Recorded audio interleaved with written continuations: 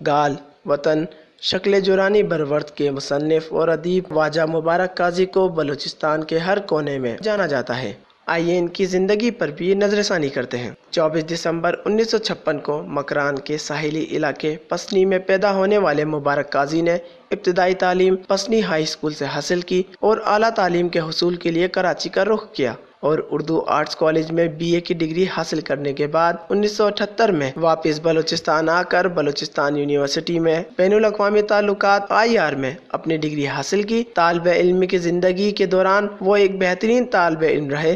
انہوں نے اپنی شاعری کا سفر 1977 میں شروع کیا، جس کے بعد ان کو عوام کے درمیان اور زیادہ شہرت حاصل ہوئی۔ وہ بلوچستان میں سب سے زیادہ پسند کیے جانے لگے۔ انہوں نے بلوچی زبان کو دنیا کے سامنے ایک منفرد انداز میں پیش کیا۔ مبارک قاضی کا ایک بڑا مقصد بلوچ ادب کو ترقی دینا تھا، جس کے لیے انہوں نے دوسری عظیم شخصیات کے ساتھ مل کر بھی کام کیا۔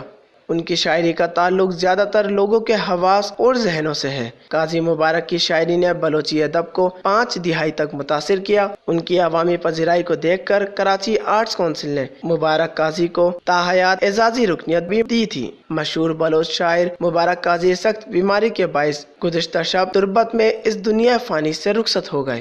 انہوں نے گزشتہ ہفتے ایک ادبی خط میں پیشن گوئی کی تھی، جس میں ان کی بیماری کا ذکر تھا۔ قاضی مبارک نے لکھا کہ وہ اب بہت کمزور ہیں اور کبھی کبھی تو بستر سے بھی نہیں اٹھ سکتے اور کھانے پینے کا بھی من نہیں کرتا۔ وہ بلوچی ادب اور بلوچ تحریک کے شاعرانہ تبصرے کے لیے ہمیشہ یاد کیے جائیں گے۔